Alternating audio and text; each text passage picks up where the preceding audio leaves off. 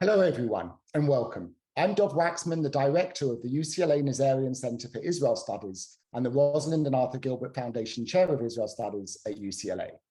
I'm delighted that the Nazarian Center for Israel Studies is co-hosting this event with the Center for Israel Studies at American University in Washington, D.C. This event is also co-sponsored by the UCLA Department of Political Science, the UCLA Department of History, and the Berkel Center for International Relations at UCLA. Professor Michael Brenner, the director of American University's Center for Israel Studies, and I have assembled a young panel of historians to reflect on the vote taken exactly 75 years ago today in favor of UN Resolution 181, calling for the partition of Palestine into Arab and Jewish states.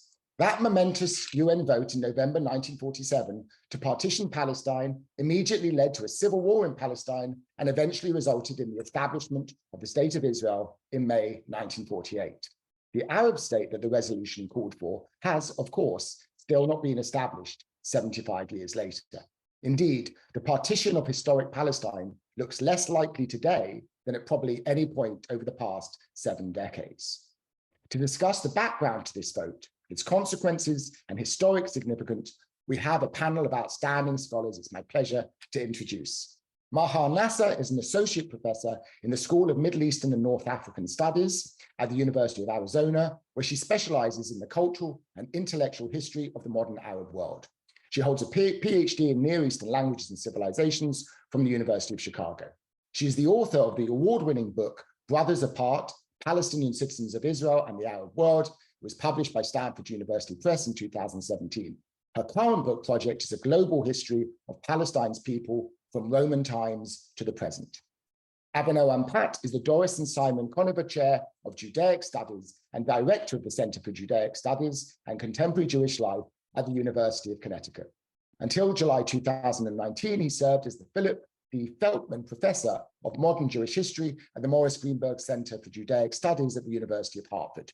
He's the author and editor of numerous books, including Finding Home and Homeland, Jewish Youth and Zionism in the Aftermath of the Holocaust, a collected volume on Jewish displaced persons titled We Are Here, New Approaches to the Study of Jewish Displaced Persons in Post-War Germany, and most recently, a book on the early post-war memory of the Warsaw Ghetto Uprising titled The Jewish Heroes of Warsaw, The Afterlife of the Revolt. Professor Pat is also director of the In Our Own Words interview project, a new archive of oral histories recorded with the grandchildren and children of Holocaust survivors. Penny Sinanoglu is an associate professor of history at Wake Forest University and visiting associate professor at Pomona College.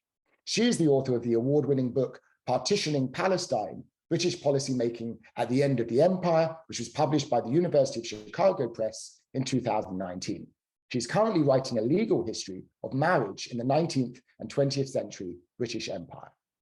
And Professor Michael Brenner will moderate the panel discussion. He's a distinguished professor of history and holds the Seymour and Lillian Abelson Chair in Israel Studies at the American University, where he also serves as the director of the Center for Israel Studies. He also holds the chair of Jewish History and Culture at Ludwig Maximilian University in Munich, and is also the international president of the Leo Baeck Institute for the Study of German Jewish History. He's the author of numerous books, his latest, In Hitler's Munich, Jews, the Revolution and the Rise of Nazism, published this year by Princeton University Press, and In Search of Israel, The History of an Idea, which was published by Princeton University Press in 2018. And now we'll start with a short video before we get the panel discussion underway.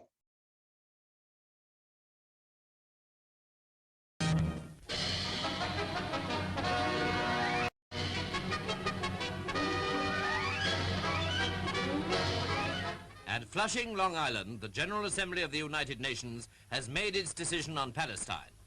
The map shows what partition means. The Jewish state colored light, the Arab state dark, Jaffa to go to the Arabs, Jerusalem internationalized. There was heated debate in the Assembly. This is the delegate from Saudi Arabia arguing against partition. ليس اليوم بيوم فلسطين وحدها. Then Senor Arana of Brazil, presiding, calls on the nations to vote and announces how they vote. Saudi Arabia? No. Soviet Union? Yes. United Kingdom? Abstain. The United States? Yes? The resolution of the DAC Committee for Palestine was adopted by 33 votes, 13 against, 10 abstentions.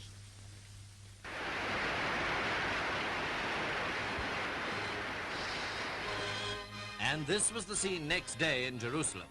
The Jewish people at once began to celebrate the United Nations decision.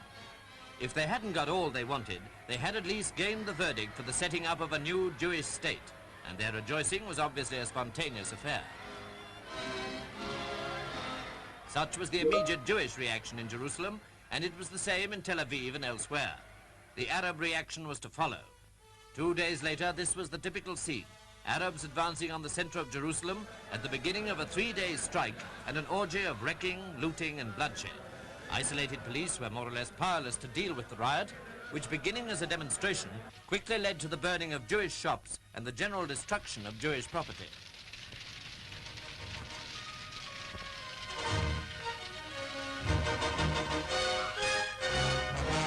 During this time, fighting between Arabs and Jews was a commonplace occurrence, and there were many casualties on both sides through stabbing and shooting. And arrests were made on both sides. Here are some Jews being taken into custody after a rooftop chase. Grenades and revolvers were freely used by the rioters.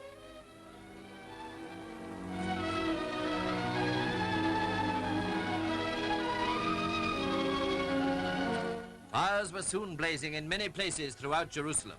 The burning of the wrecked cinema is typical. The implementing of the United Nations decision is the big query. Meanwhile, Britain announces the ending of her mandate next May. Hello, everyone. On this historic day, we will discuss the historical background and also the implications of this UN vote. And you just saw a historical document. And I would like to ask our panel to tell us a little bit more about the historical background, the setting in which this UN vote took place. And I would like to start maybe with Avinoam Pat, who can tell us a little bit about the situation of Jews in the post-war world. Okay, thank you. Thank you so much, Michael and Dov, and thank you to your institutions for organizing the program and for the invitation. I'm glad to be part of this panel, and I look forward to hearing what my fellow panelists have to say in this discussion. So I'll try to respond to your first question. I'll keep it brief, and then I look forward to discussing with my fellow panelists. The context, as you allude to, the context of November 29th, 1947 is incredibly important. And a lot of my work has focused broadly on sort of looking at the situation in post-war Europe and trying to understand, in a broad sense, the relationship between the aftermath of the Holocaust and the decisions that led to diplomatic support, first for the partition of Palestine and then ultimately for the creation of the State of Israel. And so I'll just say, and perhaps we can discuss this further, that in many ways, for the Jewish settlement in Palestine, the Yishuv, the sort of state in the making that existed under the British mandate, in many ways, the situation in 1945 seemed quite discouraging in terms of their hopes for the creation of a Jewish state in Palestine. That is, that they were demographically facing demographic obstacles in terms of the size of the Jewish population in Palestine, outnumbered roughly 2 to 1. The British White Paper policy, which had been put into place in 1939 and restricted migration, also seemed to be a daunting obstacle. And then the destruction of European Jewry, where there was sort of this hoped for arrival of a large mass of Jewish population that would eventually constitute that future Jewish state, had been destroyed during the Holocaust. So in many ways, in 1945, it seemed quite unlikely that this would come to pass. And so then we have to understand what are the factors that led to the eventual, what we're commemorating today, the discussion of the partition plan and the vote in November 29th at the United Nations. And I think to understand that, I'll just sort of focus on the situation of the displaced persons in post-war Europe, because that's where we can see the United States in particular playing a more active role in post-war diplomacy and post-Holocaust politics, a lot of it having to do with the situation of what to do with the stateless refugees, the Jewish displaced persons who were displaced by the war, had essentially no home to return to or unable to return to their home due to fear of continuing violence, and many of whom eventually found their way to the American partition zone of post-war Germany. And just in brief, in the aftermath of the war, this is the summer of 1945, American authorities began to receive reports of the terrible conditions that Jews still continue to find themselves in hastily erected DP camps and refugee camps, those who have been liberated from concentration camps by the Allies. And so President Truman dispatches Earl Harrison to do a tour of the surviving population and see the conditions that they're in. And in his Harrison report, which comes out at the end of the summer of 1945, he summarizes that we, the Americans, are essentially treating the Jews as the Nazis treated them. They're behind barbed wire in camps. We just are not exterminating them. And so for our discussion here, what's important is that Harrison makes this suggestion, and in his Harrison report, that the best way beyond sort of allowing Jews to create their own separate camps and allowing them to govern their own affairs is to issue them 100,000 certificates for immigration to Palestine, that would solve the problem of Jewish statelessness. And we can discuss later, there weren't even 100,000 Jewish survivors in the American zone of Germany at the time, but he makes this suggestion, and this then leads to the Anglo-American Committee of Inquiry, which reinforces this suggestion to grant 100,000 certificates. And eventually we can see this interplay of the Zionist leadership in Palestine realizing that there is a surviving population in Europe that is quite ardently Zionist in terms of having reached this conclusion in the aftermath of the war, that the only future for the Jews collectively is in the land of Israel. And so we have this interplay of factors among the surviving population, support for Zionism and the creation of the Jewish national home, the involvement of the American authorities, the British, the problem of the situation in Palestine, which we will discuss, getting referred over the United Nations, the UN Special Committee then assessing the situation and not only studying what's happening in Palestine, but also looking at the situation of the surviving population and saying, we have to support partition in part to provide a home for this displaced population. So all these factors come together in the post-war period. I'll stop myself there and then we can continue the discussion. And we'll jump right into the Arab world. How should we imagine the situation of the Arab world, maybe in a few words in general, but also the Palestinians in particular in the years after World War II until the UN vote? And I'm asking Maa for that. Sure, thank you for that, Michael and Dov, for inviting me. It's great to be a part of this panel on this important day. And I'm really glad to be here. And I appreciate Avinoam's opening remarks. It's always dangerous to ask a historian to give historical context. I'm going to go a little bit further back, actually, to the aftermath, very briefly, I promise, to the aftermath of World War I, because I think that political context is actually crucial to understanding why and how Palestinians and Arabs responded the way they did to the partition plan. So after World War I and the dissolution of the Ottoman Empire, during 1919 with the Paris Peace Conference, there was a lot of discussion about what would happen to the former Ottoman lands. And there was a concerted effort on the part of Arab nationalists, particularly from the Levant, meaning Syria, Lebanon, Jordan, Palestine, to declare an independent, unified, sovereign Arab state. And they issued a declaration of independence in Damascus in May of 1919 to that effect, saying that it would be democratic, it would be constitutional, and all minority rights would be respected. And they thought that they would have international support via Article 22 of the Covenant of the League of Nations and British promises that we know were not to materialize. We also know that they recognized as far back as 1919 that the emerging Zionist movement in Palestine, they saw it as a direct threat to the political self-determination of the Arab inhabitants of Palestine, as particularly expressed in the Zionist slogan, "A land without a people for a people without a land."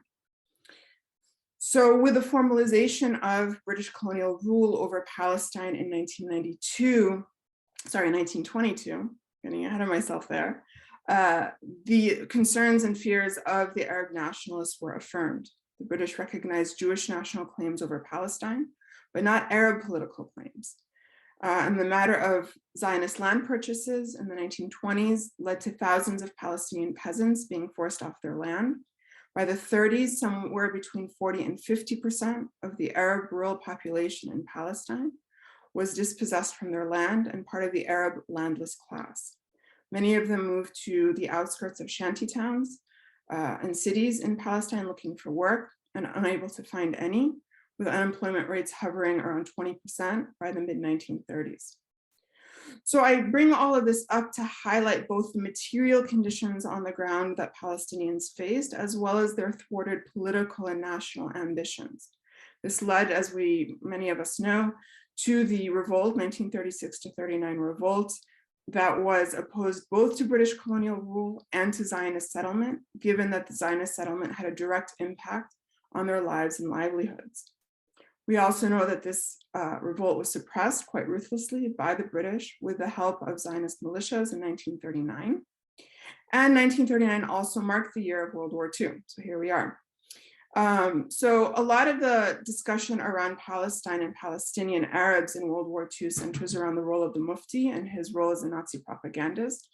Recent studies, though, show that most Arabs in Palestine opposed European fascism.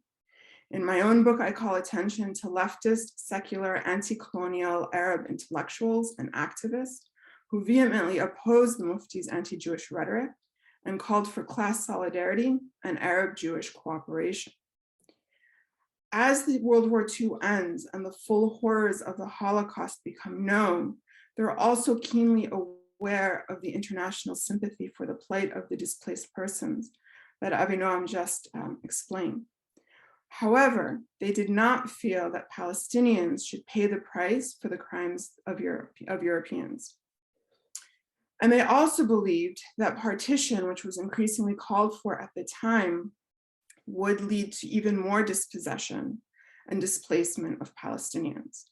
They also believed that the British had no legal right to dispose of Palestine in contravention to the will of the majority population.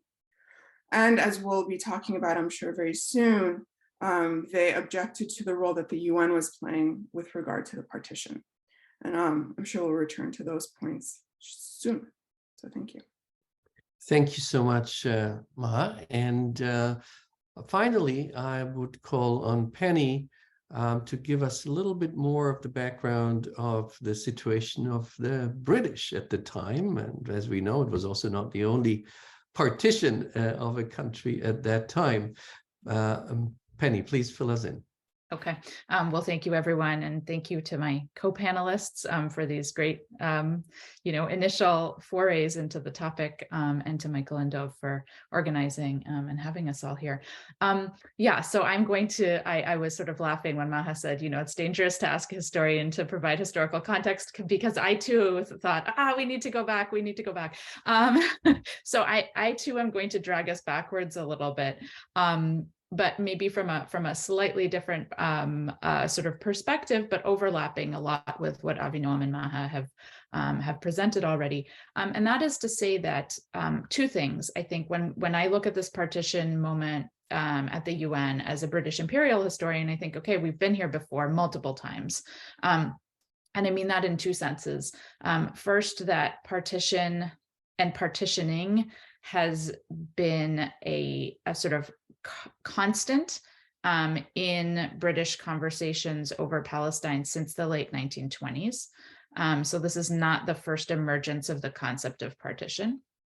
But also sort of more broadly in the Middle East, like if we think about how the Middle East mandates are created, the process in the post-World War I period, especially around the Treaty of Sèvres, and the division of the former Ottoman Empire into these new mandated territories is itself a form of cartographic and sort of geopolitical partitioning.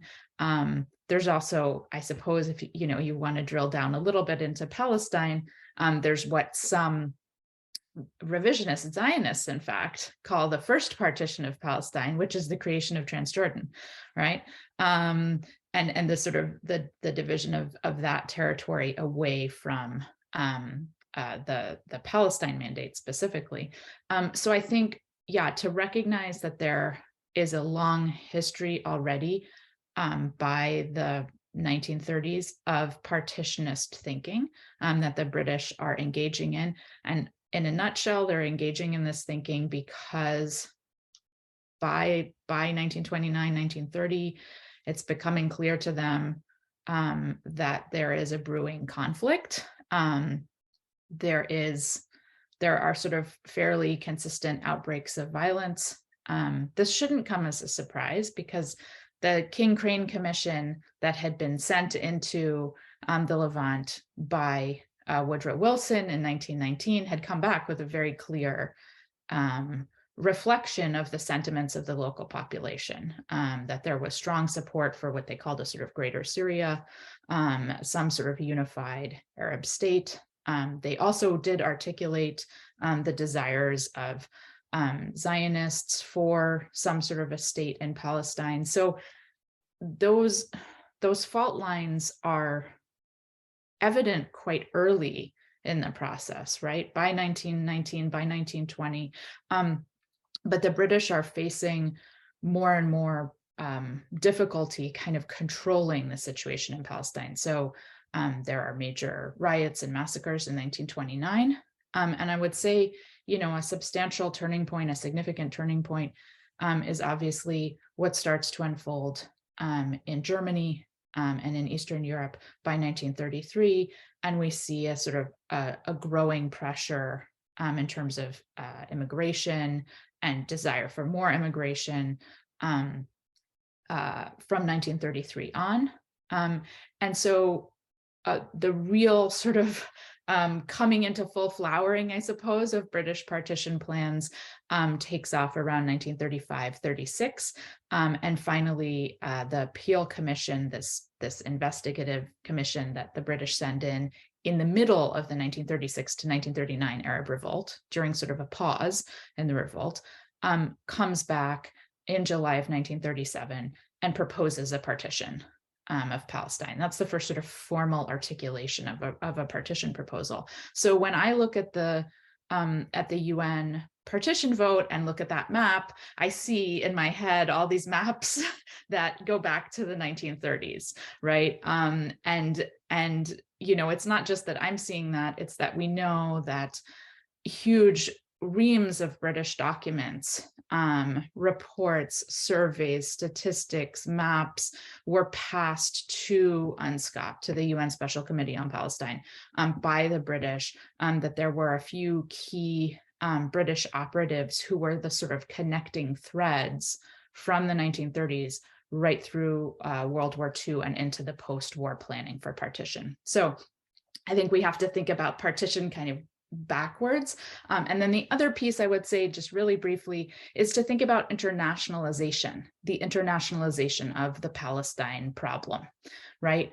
And that this is, again, it's not like suddenly the UN shows up or suddenly things are turned over to the UN.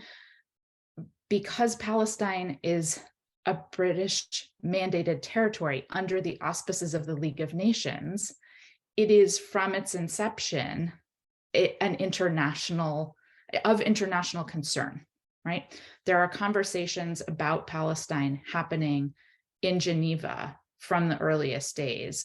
And so in some ways, I look at this and I see the successor organization to the League, and Britain in some ways kind of throwing up its hands and turning the question back to the, to its origins.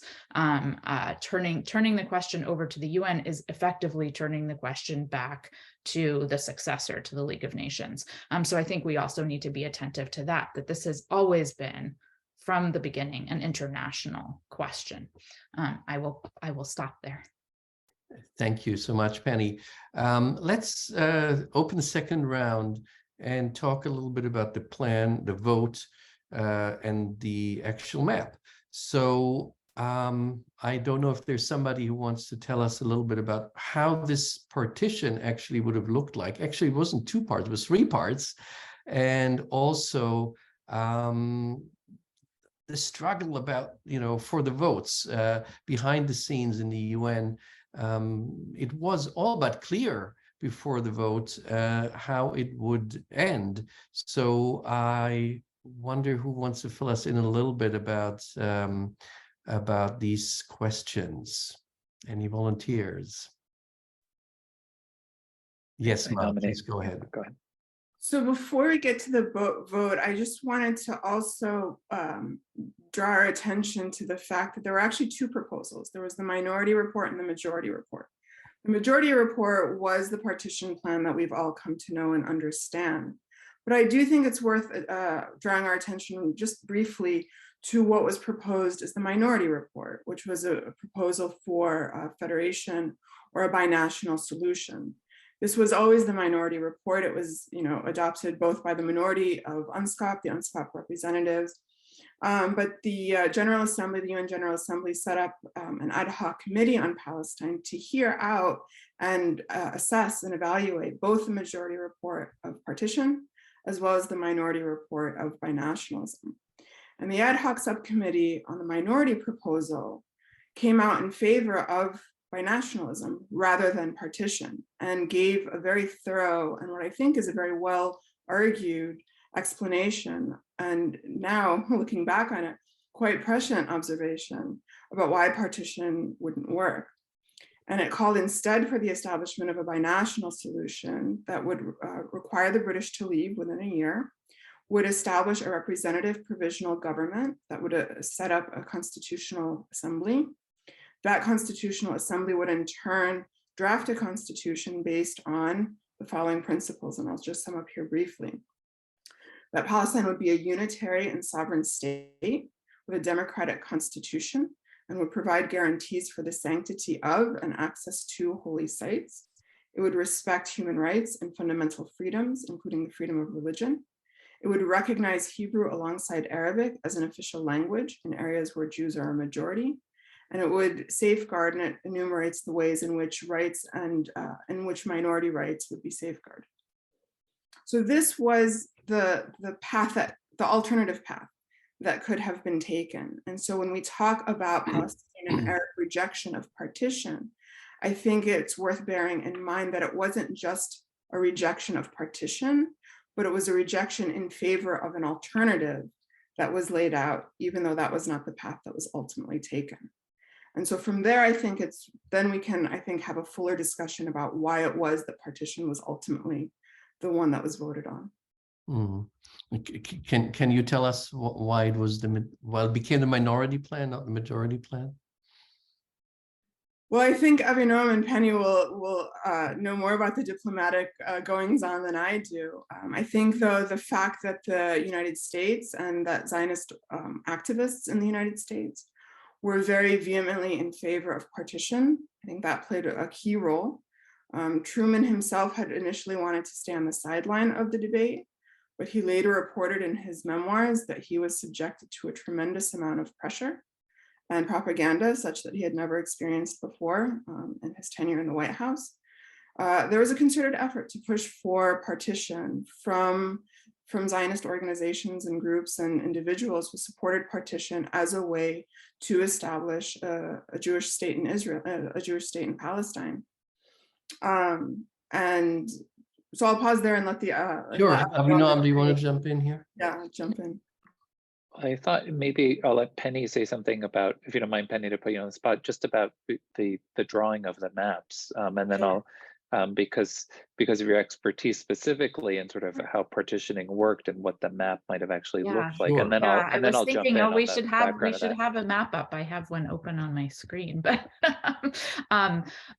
yeah, I'll just say that the the actual I think there's tremendous Zionist pressure towards partition, but also I think that there's a way in which partition has become a sort of normative mode of planning. It keeps reemerging and reemerging. I mean, I'm just struck that like when the 1939 white paper seems to put an end to British partition planning, but actually when you sort of go into cabinet papers and other archival sources on the ground, it's like that partitionist thinking is still so prevalent that, for instance, land regulations that get passed in 1940 are delineated along these kind of partition lines.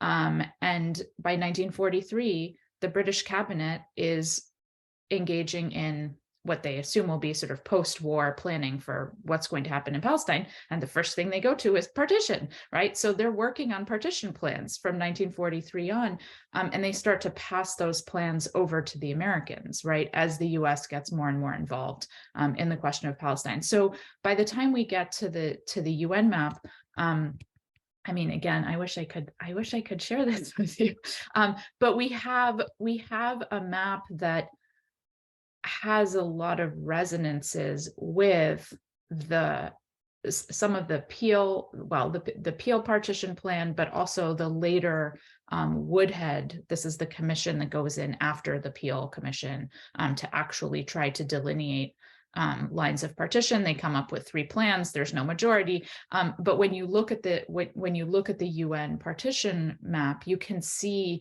the sort of residue of those British plans, in as much as it sets up a Jewish state and an Arab state. And then instead of setting up, as in all of the British plans, some sort of British mandated territory, right? It sets up, or it proposes rather, Jerusalem, an area around Jerusalem that includes Bethlehem, as what they call a corpus separatum, right? Like a separately run, internationalized zone. And, much of the way in which the states are divided, with, oh, great, somebody's got a map. So this sort of like, H or N-shaped Jewish state running along the coast, and then with that really narrow corridor, and then sort of the Galilee, that is absolutely reminiscent of the Peel maps, and of a lot of the British partition planning.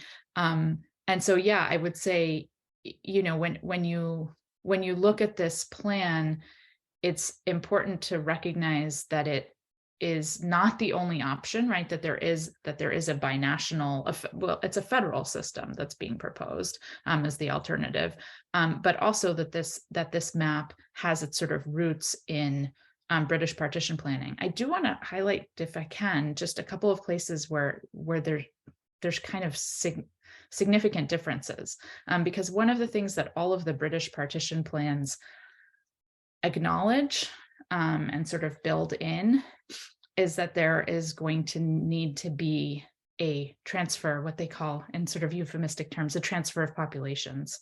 The Peel partition plan says, look, we can partition, but about 250,000 Arabs will need to be transferred out of the Jewish state. And it's something like 1,200 Jews will need to be transferred out of the Arab state. The Peel plan recognizes this. The Woodhead plans recognize that because the population is intermixed in certain ways on the ground, and because the demographics are the way they are, there's going to need to be, they don't come out and say it, but basically a forced population transfer, right? And again, this is, if we zoom out a little bit and think about the experiences of Britain in the period right around the end of World War I. This is not an unusual thing to propose. It's not an unusual thing to do. They actually move hundreds of thousands of Greek-speaking Turks and Turkish-speaking Greeks across borders. You know, this is an international project of forced population transfer. So this is not a surprising thing to see in these partition plans, but in the UN plan, that's written out, right? The UN partition plan writes in the ability for every person to choose where they live. So it writes out of partition this forced population transfer. And I think that's quite significant. And the other piece I would say when we look at the map is to think not just about land, but also about finance. And in all cases, there's a complex system of economic union or of payments from the Jewish state to the Arab state in an attempt to sort of rectify what's seen as an economic imbalance. Thank you, Penny. And Avinoam, maybe you can complete this round by filling us in a little bit about why the Jewish or Zionist side was not so enthusiastic about the minority plan, and also maybe about what's going on behind the scenes a little bit for the UN votes, or whatever you feel is. Sure. Yeah, it's all this context. I mean, but what we're also seeing from this discussion is how we know how incredibly complicated this history is, but there's so many different factors that are coming into play here in terms of British mandatory policy and the competing claims on the land and the internationalization of the resolution. I mean, all these internal and external forces that we're trying to analyze here, which makes it incredibly complex. I'll just say, you know, one of the interesting things about looking at the map, and Penny and Maha both alluded to this. I mean, there is this longer history that goes back in terms of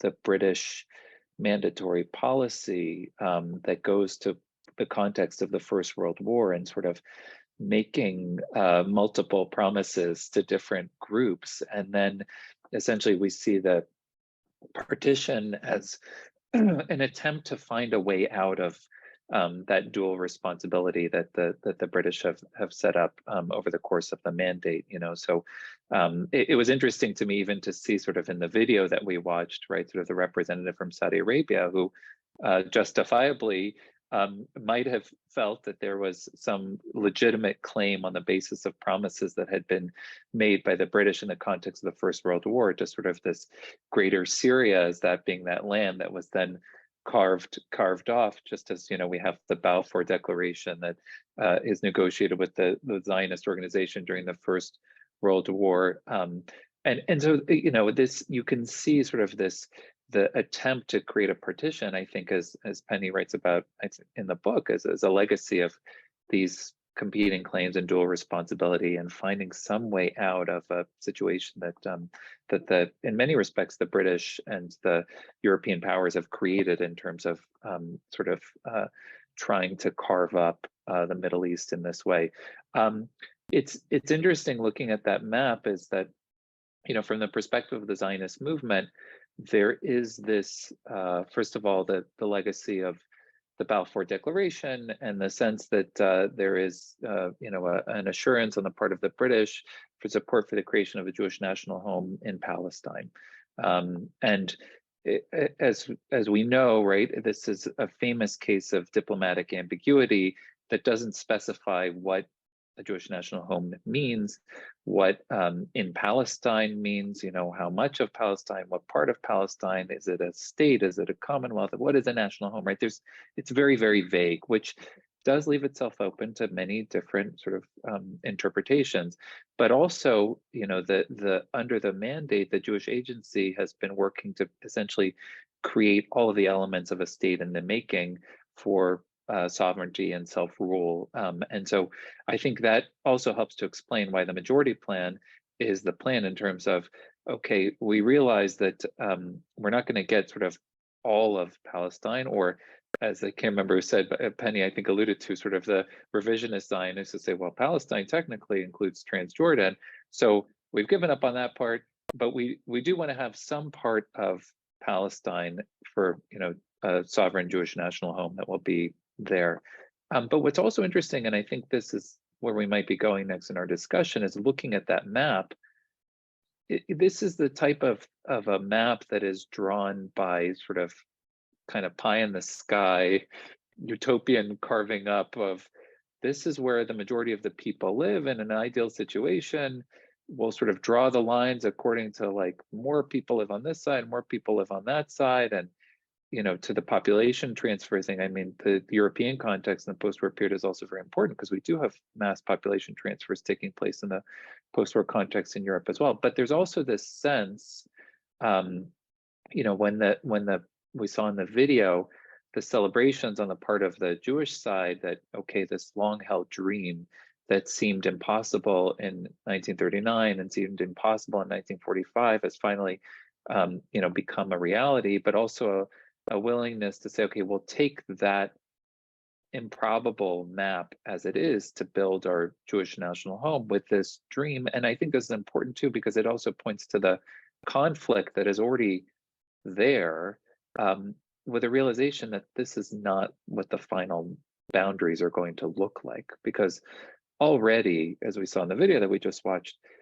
there is, you know, what Benny Morris basically describes as a civil war in Palestine from November 29th, 1947, until essentially the British pull out, and, you know, until May of 1948. There's a civil war that's unfolding between the two sides, the Haganah, the Jewish defense organization, and paramilitary organizations, and Palestinian militias are already skirmishing in this period of time. So we often, you know, say, oh, the beginning of the night, we call it the 1948 war, or Israel's War of Independence, or the Nakba, to refer to this period of time.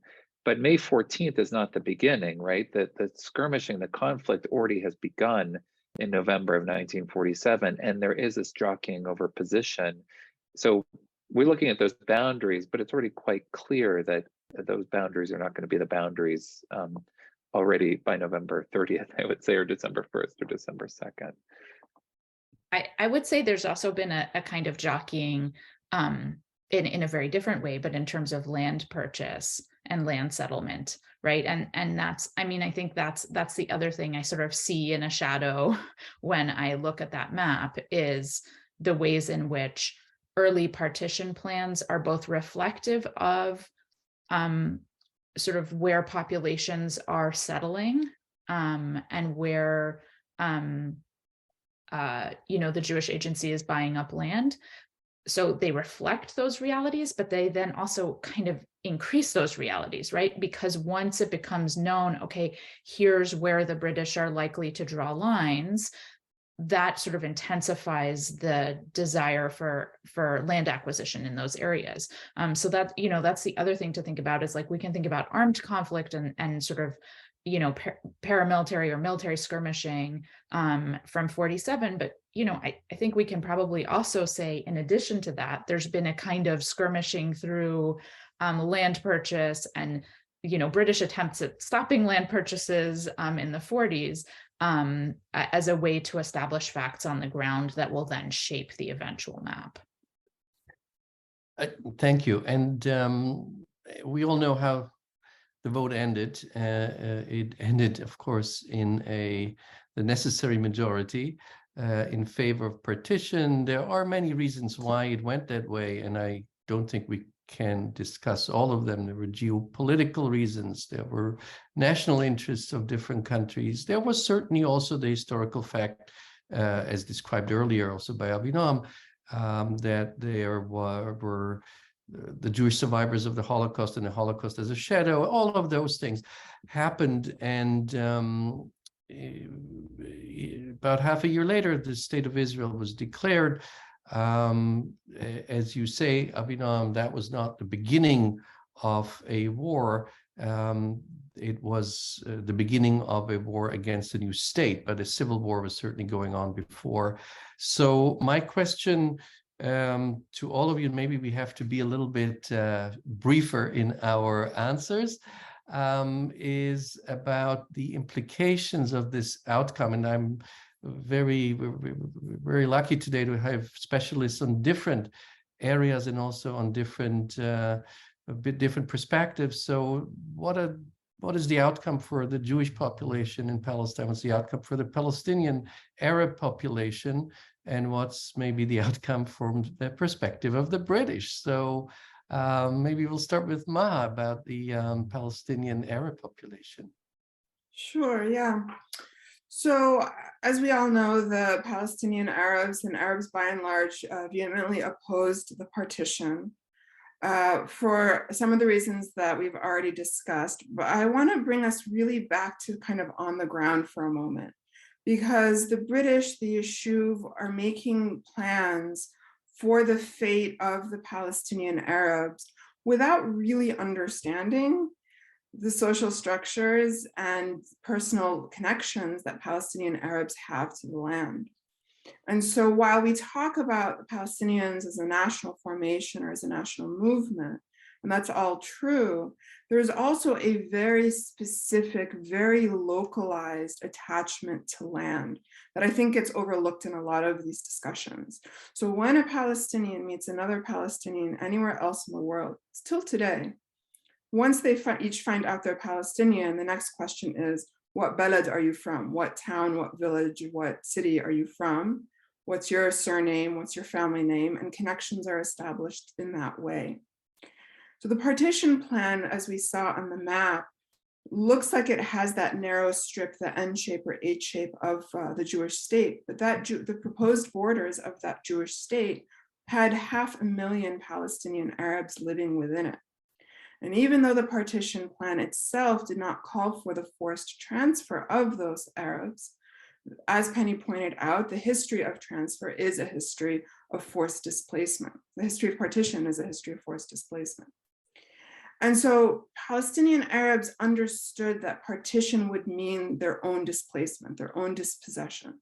And other Arabs understood the same thing. And so the implications for partition were not just about the principle of partition, which they also opposed, as I mentioned earlier, but it was about the specificities of the partition and what it would mean, particularly for those 500,000 Palestinians living within the Jewish state. But then also the example of Jaffa told us and told Palestinians at the time that even areas designated as part of the Arab state or under Arab control were themselves subject to attack. So Jaffa's population of Arabs was depopulated before May 14th, in April and early May of that year. So not only were Palestinians worried about what their fate would be among those within the Jewish state, but even those in the areas designated as part of the Arab state. Yes, and maybe Avinam, you want to go next?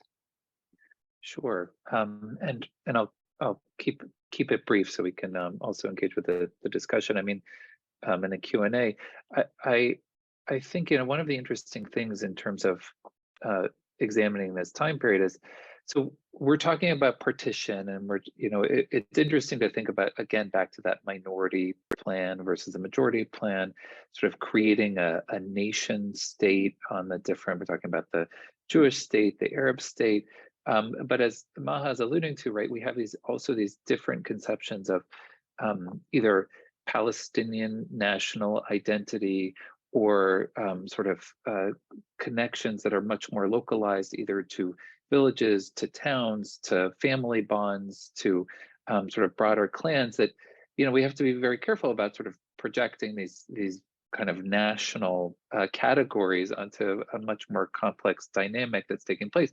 Versus, I mean, this helps explain a lot from the perspective of Zionism. There is a very well organized sort of strategic vision of what the state will look like, what the institutions of that future state in the making will look like. Even, as Penny was mentioning, that the land purchasing done, strategically in terms of thinking about how do you engage in a policy of contiguous land purchase that will maximize sort of security and also maximize sort of the ability to build larger settlements and larger population areas. That's done in a rather organized way, right, on the part of the Jewish Agency, the Jewish National Fund, making these land purchases. In many cases, from, as Maha alluded to, you have peasants who are living on the land who get displaced by these land purchases, by deeds that are sold by, in some cases, nobles who live very, very far away, who are selling the land, right? So, all of these aspects, I think, are important. And then when we transition to looking at what happens in the war itself, I mean, I think during the war as well, you have, we've talked about sort of the demographic situation, and it used to be that the history of the War of Independence, 1948 war from the Israeli side, was written as sort of a miraculous victory of the few against the many, outnumbered 2-1, invasion of 5 armies.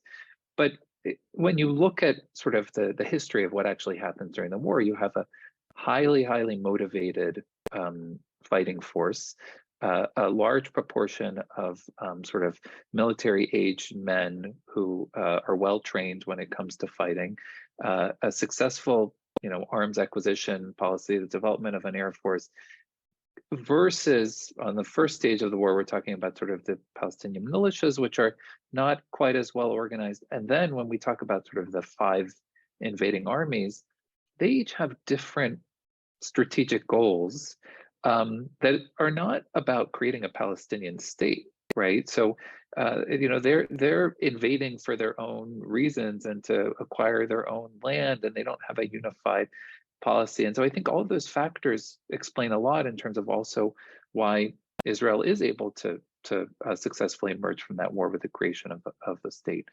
1948 and after the war is over in 1949. Thank you, Abhinam. And Penny, before we go to you, I would actually integrate the first question from our Q&A, which you might answer as well. And that is why Britain actually abstained in the vote. And you can, of course, add whatever else you wanted to say. Of course. I had just seen that and I was thinking, oh, I'll integrate this into my answer. I mean, in a really straightforward way, for Britain, the partition vote is a relief, because it means a definitive, that there's a sense that, okay, somebody's taken over.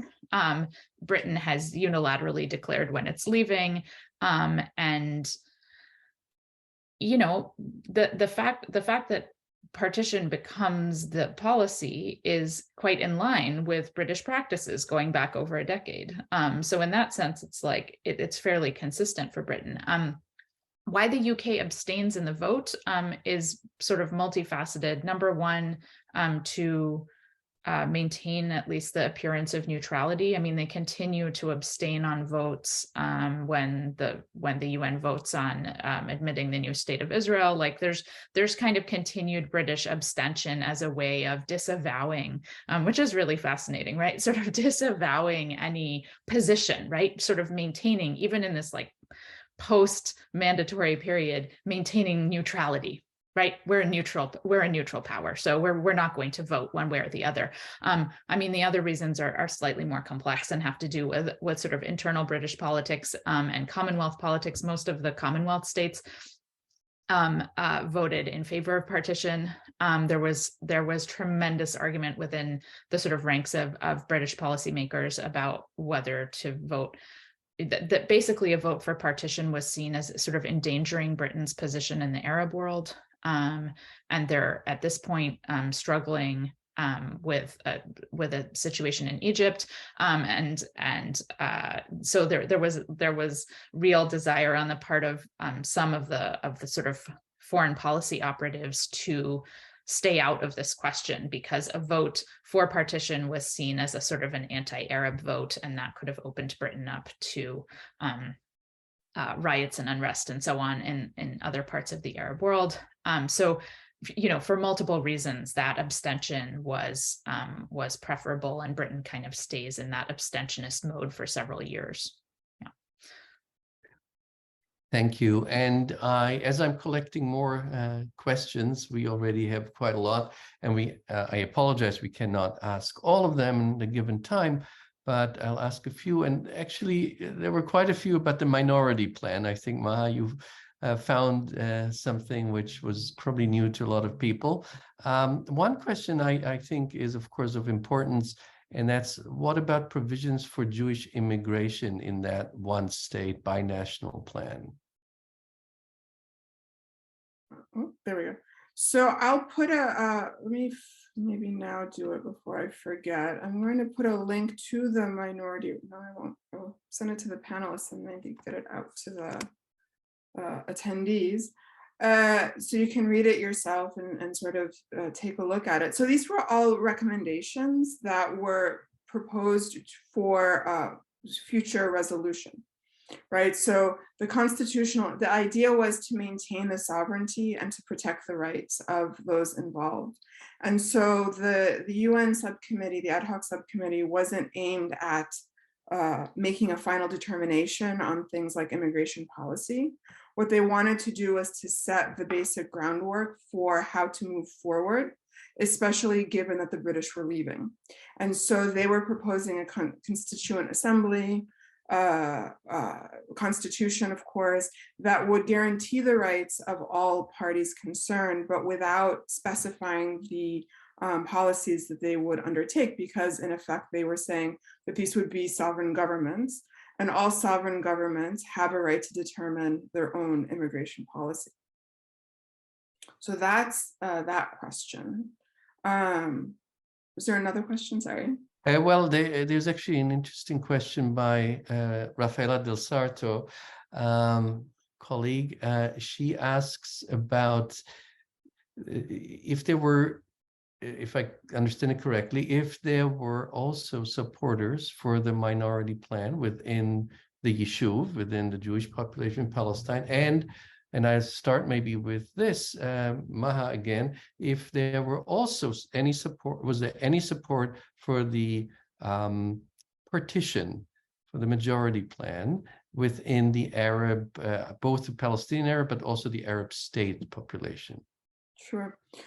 So I don't know about specific support for the minority report, but we do know that Brit Shalom organization or Brit Shalom movement within the Yishuv in Mandate Palestine did support binationalism and recognized that the will of the national identity and political self-determination of the Palestinian Arabs needed to be respected if any sort of a peaceful resolution was going to emerge. And so they would have supported the principle of binationalism, although I don't know if they made a specific public endorsement of the minority plan. In the Palestinian Arab and broader Arab world, I'm not aware of any public support for partition, precisely because, as I said a bit ago, and I'll maybe elaborate a little bit more, Palestinian Arabs and Arabs as a whole understood partition and understood the establishment of a Jewish state as being predicated upon their own dispossession from their homeland and the denial of their national peoplehood. They saw that for them, the Zionist movement was a zero-sum game. The Zionist movement was predicated on the denial of a national entity called the Arabs of Palestine, or the Palestinian Arabs, who had as much of a right to form a politically sovereign entity on their homeland. And so any compromise with that was seen as essentially acceding to their own political annihilation. And actually, thank you. Let me just say a word about the Jewish minority, about if there were any voices in favor of a binational state on the Jewish side. Of course, Brit Shalom, which was a small group, mainly intellectual group of professors. But interestingly, and that is a little different time, it was a few years earlier, 1940, Ze'ev, or Vladimir Jabotinsky, the leader of revisionist Zionism, wrote his last book, was published posthumously under the title The Jewish War Front. And in that book, he in that book, he argued actually for a binational state. Now, his state was a different state. It was like, he thought, of course, the big Palestine, both sides of the Jordan River, But there's some interesting things in there. For example, he says, if there is a Jewish prime minister, there should be an Arab vice prime minister, and vice versa. If there is an Arab prime minister, there should be a Jewish vice prime minister. So that's quite interesting. And actually, he draws on some initial constitutional plans of the revisionists of the right-wing party. Of course, again, this was 1940. And I think the important thing here was before really the Holocaust, before he knew what was actually the real fate of European Jewry. But I think it's interesting to bring that in as well, because those binational plans were not just to be found on the left, but also on the right. Of course, that is nothing I think you would discuss today among his successors. Avinoam, do you want to comment? Yeah, I'll just say something about, first of all, about Jabotinsky, but I'm glad that Maha brings in Brit Shalom also, because it's interesting. I mean, there's sort of like the hypothetical idea, which, Brit Shalom is sort of advocating, and like you said, it's sort of more intellectuals, some philosophers. Martin Buber is a famous sort of adherent of this group. But I think for on that side, I think in some ways the revolt, the Arab revolt of 36 to 39, dashed some of the hopes of like those possibilities, right? And then which then I think kind of sidelined that in terms of the mainstream of the labor Zionist movement, or those who were what they were pushing for, which also helps to explain why the majority report was advocated that sort of didn't see this as a realistic possibility. I think for Jabotinsky, what's interesting is that he dies in 1940, but he was talking over the course of the 1930s about this catastrophe that was unfolding, that would happen. And even in his sorry, did I freeze for a second? Even in his testimony before the Peel partition plan, when he was sort of brought before the committee and offering his testimony there, he basically was making the case that sort of the urgent catastrophe that was unfolding, that was facing Jews in Europe, meant that their needs were greater, essentially. It's really interesting to bring up the 1940, but I think I have to see it in that context of sort of this sense of impending doom and catastrophe that he foresaw, that many didn't necessarily foresee, that might have led him to say, basically we'll advocate for any type of a solution that will allow for Jewish refugees to escape from Hitler's Europe. So, and then I think the context of migration is really important in the post-war period, which we've talked about, that it is very much on the part of the UN, like UNSCOP. We haven't talked about this, but in the summer of 1947, when they are touring Palestine and they go to see the situation in Europe, I mean, the drama of the Exodus, this ship filled with Holocaust survivor refugees attempting to break the British blockade of Palestine, which is very intentionally sort of timed for this time. And the survivors are on the boat, I think, are also very aware of that they are basically sort of political props, but they want to reach Palestine and they're willing to board the ship. This all unfolds in front of the UNSCOP, and I think it plays a part in sort of the drama of seeing the British turning them back and then forcing them eventually to go back to Germany. It plays an important part in the decisions that then say we have to come up with a solution to the displaced Jews after the war. And this is the only sort of, and I think it's very important in terms of the international community's support. Yeah, I'm actually very glad you mentioned the Exodus, because I think that played a large role for the world observing Jewish refugees being sent back to Germany, of all places. I'd like to turn to Penny and again take a question also from the audience. Professor Matthias Lehmann and also some others asked about the influence of India, Ireland, and other partitions on this particular partition.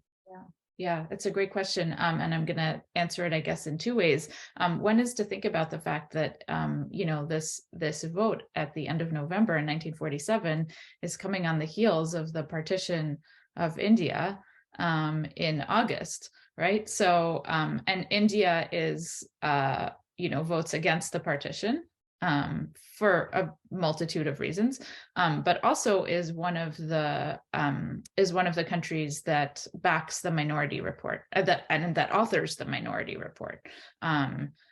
So it's it's really interesting as we're talking about the Exodus and talking about the sort of Jewish refugees and the examples that are present and those sorts of forces. It's always struck me as fascinating that the world has seen what happens in a partition in India, right? It's just a few months earlier. It's incredibly bloody. It's well documented. It's well known at the time, and that doesn't seem to turn the tide significantly against a partition plan. The longer answer is yes. The partitions of Ireland, Palestine, and India are connected. They're connected conceptually. They're connected in practice. Some of the key British officials who develop partition plans in these places move between them. Some of the sort of colonial policies. There's a lot of sharing of colonial policies across these spaces.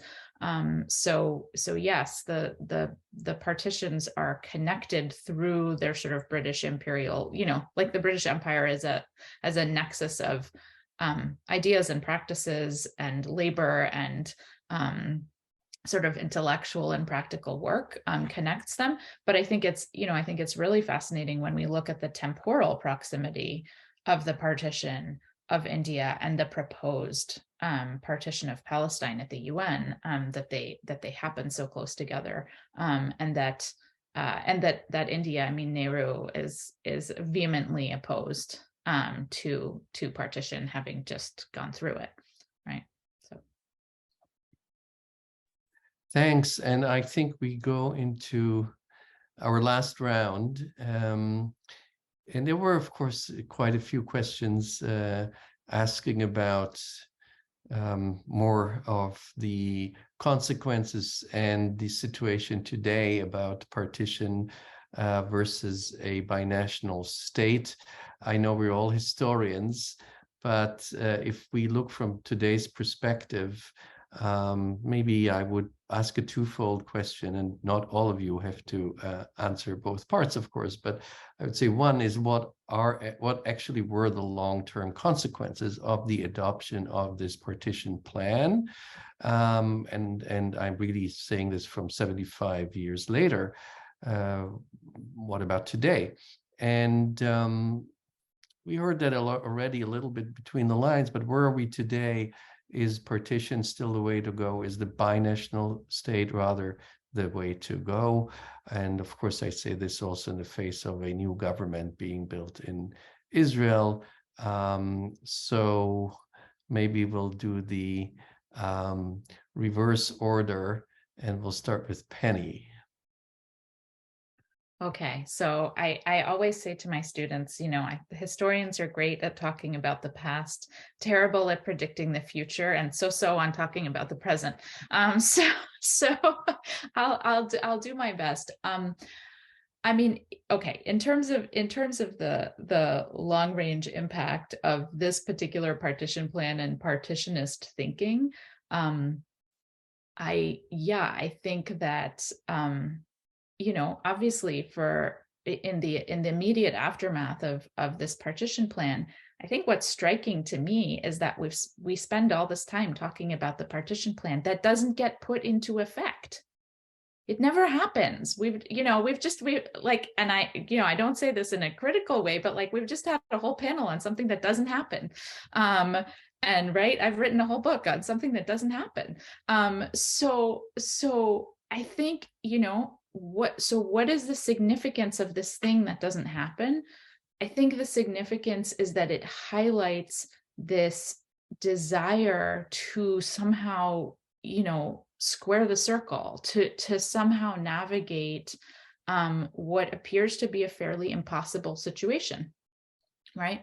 And that, that unleashes the forces of absolutism, right? That when you put on the map this division, as Avinoam said, the Zionist side sees it as a start. It's the starting point. It's not the ending point. Nobody imagines that this is going to be the ending point of the map, because if you look at it, frankly, it's absurd. And certainly from the Palestinian Arab position, this is not even a starting point. This is a non-starter, right? So I think that, the significance of this vote is that it puts out there in the world this unrealistic idea against which then, the different sides can begin their struggle, right?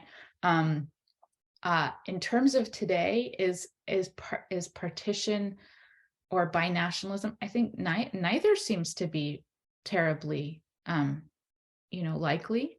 I think, we're in a sort of protracted conflict that in some ways works for both sides, has a political utility in the larger world, and so I'm afraid I'm a total pessimist. I don't think we're going to see binationalism, and I don't think we're going to see partition either. Thank you, Penny. We all don't know how our future predictions will be, but I think that was a very sound analysis of the present situation. Maha, would you go next? Sure. So in terms of the long-term consequences of the call for partition, I mean, we've been witnessing them now for 75 years. It's displacement, it's Nakba, it's a 75-year-old Palestinian refugee problem that has yet to be resolved. It's 5 million stateless Palestinians whose fate still hangs in the balance. I think it ultimately shows too that partition was never a feasible option with regard to Palestine. All of the detractors, all of the critics of the partition plan, all of the dire predictions they made have more or less come into fruition. Whether binationalism would have been a better option, I don't know. I don't know, and I'm doubtful in part because I don't think that the Zionist movement was prepared to live in a political entity in Palestine that accorded equal rights and equal political recognition to the native Palestinians. I think it's also interesting to think about the role of the UN in all of this after 47. So over the course of the 50s, 60s, 70s, the UN accepted over 100 nations as part of its membership. A lot of them came from colonized lands. And many of those member states recognized in the Palestinian plight their own experiences of imperialism, colonialism, and settler colonialism.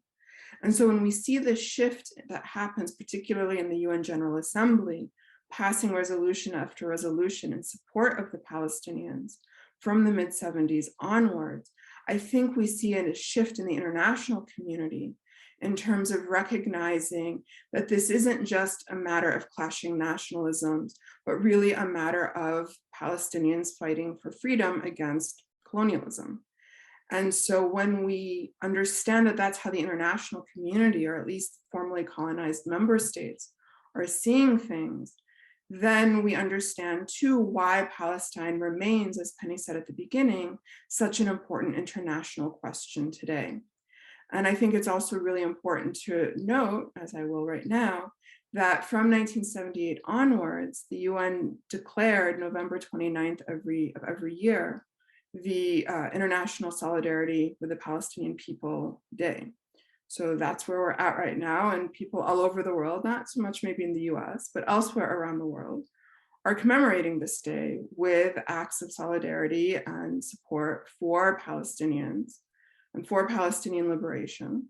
And so while I would not dare as a historian to predict the future, and certainly not to propose a statist solution, I think that what all of this reminds us of 75 years later is that as long as Palestinians are not free, and as long as Palestinians continue to face various forms of oppression, this will continue to be an international problem.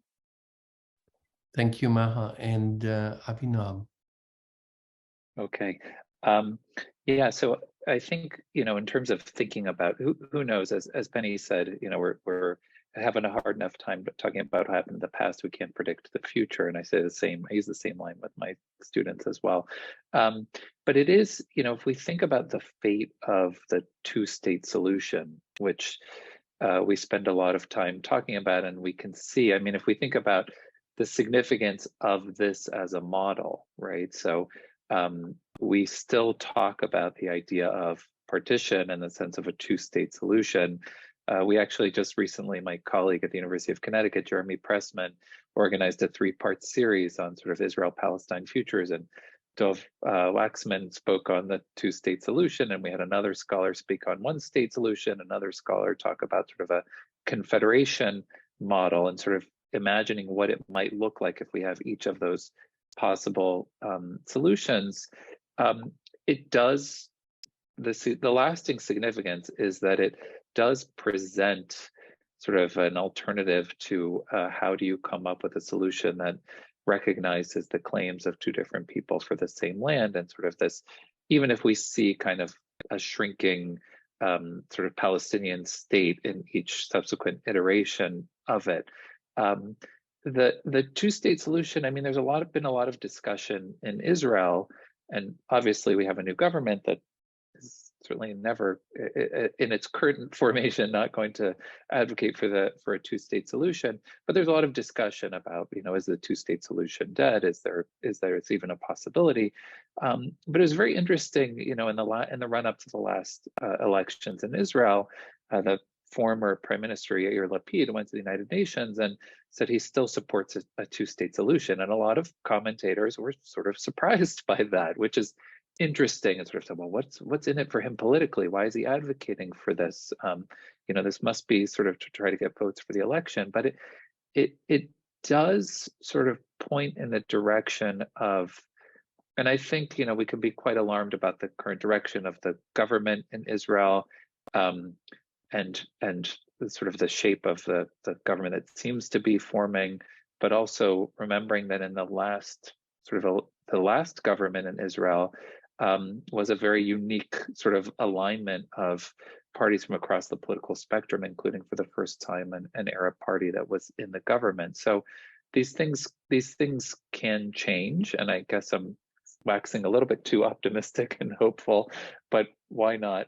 And that there's still sort of a belief in a possibility, even post-Oslo, even post the failure of Oslo, and that there can be the realization of a Palestinian state that would live next to, and this might be sort of completely utopian, but this is where I think, going back to, like, we're still intrigued by the idea of the majority-minority plan, because intuitively we have this sense that if these two states were to live side by side, there would have to be some economic union between them, and that on the basis of that economic union, where two people can live side by side and flourish and have sort of great socioeconomic development, like, we hear that and we think, oh, maybe there is a model in there somewhere for some future. So I want to leave with that optimism and the possibility, because we'd like to hope that there is some sort of a model for